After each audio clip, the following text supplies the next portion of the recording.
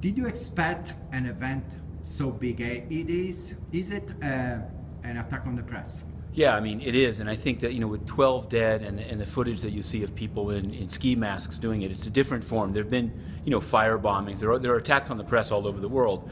Seems to be of a different quality, and I think it changes things. It means that these publications can be targeted with sort of military hit squads, and it's a big problem. Here at the United Nations today, what do you think about the reaction of the Secretary General Ban Ki-moon and also by the Security Council? The Security Council, reacted about 1 p.m. and for them that's very fast. And the reason is they have to check with all 15 members before they issue any statement. So for them this was very quick. The Secretary General, frankly, I thought it was not only a little bit slow but badly done, in the sense that he's the Secretary General. He might call the U.S. and ask him sometimes what he should do, but on something like this, he's obviously free to speak very early. So as early as 8 in the morning here in New York, 7 in the morning, Cameron had spoken, Obama put something out, everyone was speaking.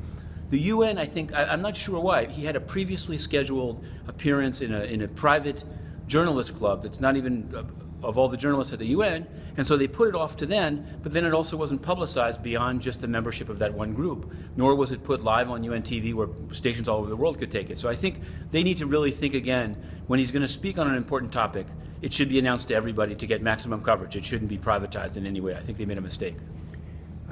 Today, as a journalist, do you feel different than you were yesterday?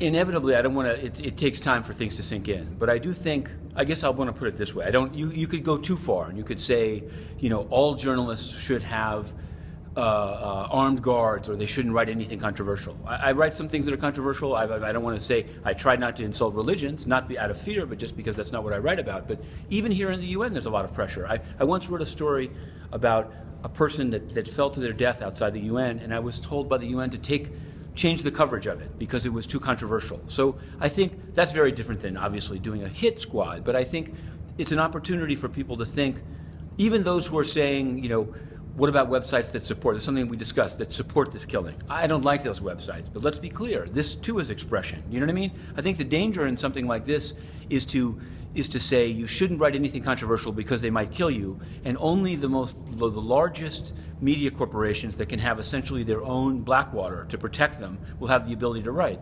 Another side point, and I don't want to analogize spying to this kind of murder, but the reality is media organizations, it was shown through the NSA thing, they need to be very careful about being spied on by major U.S. and other companies and other countries in how they talk to their sources. So there's many threats out there for journalists, but I think my focus is going to be, has to be to not view it with so much fear that only the New York Times and AP and Reuters can do journalism. The one beauty of this era has been the diffusion of smaller publications, Charlie Hebdo, and even smaller than that. So I think this is a situation that journalist organizations should look at, how independent journalists and smaller media can operate in this environment without self-censorship.